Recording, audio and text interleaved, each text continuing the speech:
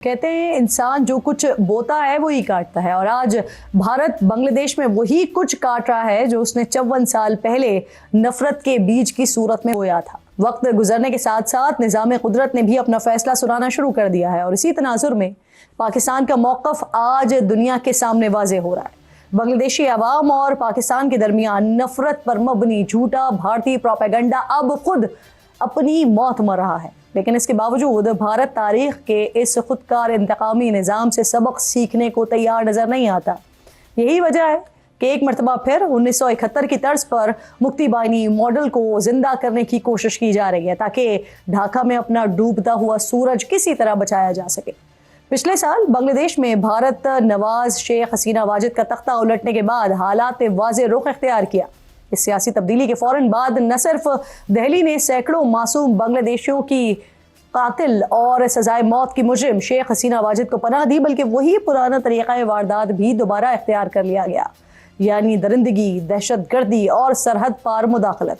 ये वही हिकमत अमली थी जो 1971 में अवामी लीग और मुक्ति बाहिनी की पुश्त पनाही के जरिए अपनाई गई थी। जब भारत ने ढाका में अपने असरात को तेज़ी से जवाल पजीर देखा तो उसने एक बार फिर उन्हीं पुराने सहूलतकारों से राबता किया जिनकी मदद से उसने माजी में बांग्लादेश को अदम इस्तेहकाम से दोचार किया था।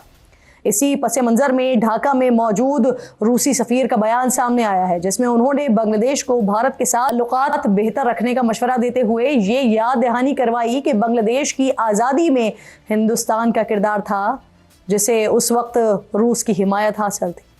तहम तारीख का अलमिया ये है कि 54 साल पहले जो खेल भारत ने ढाका में खेला था, आज वही खेल उसके लिए वबाल जान बन चुका है। इस बार हालात मुख्तलिफ हैं। इस बार बांग्लादेश के इनकलाबी नौजवान किसी भारतीय बयानिए या झांसे में आने को तैयार नहीं है।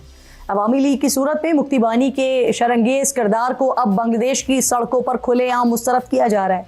चाहे भारत मुखालिफ बंगाली स्टूडेंट रहनुमा उस्मान हादी पर कातिलाना हमला हो, या इस वाक़े के बाद मुजाहिरों में एक हिंदू शख्स की हलाकत को बुनियाद बनाकर मजहबी मुनाफरत को हवा देने की कोशिश हो, हर मौके पर बांग्लादेशी अवाम ने वाज़ेह कर दिया है कि वो इस बार भारत के किसी भी मंसूबे का हिस्सा नहीं बनेंगे।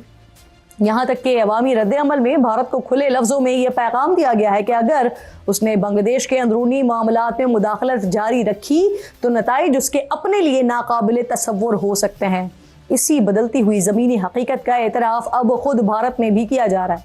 1971 के बाद पहली बार भारत को बांग्लादेश में इंतहाई मुश्किल हालात का सामना करना पड़ा है, और ये महज तज्ज़िया नहीं है बल्कि सरकारी रिकॉर्ड का हिस्सा बन चुका है।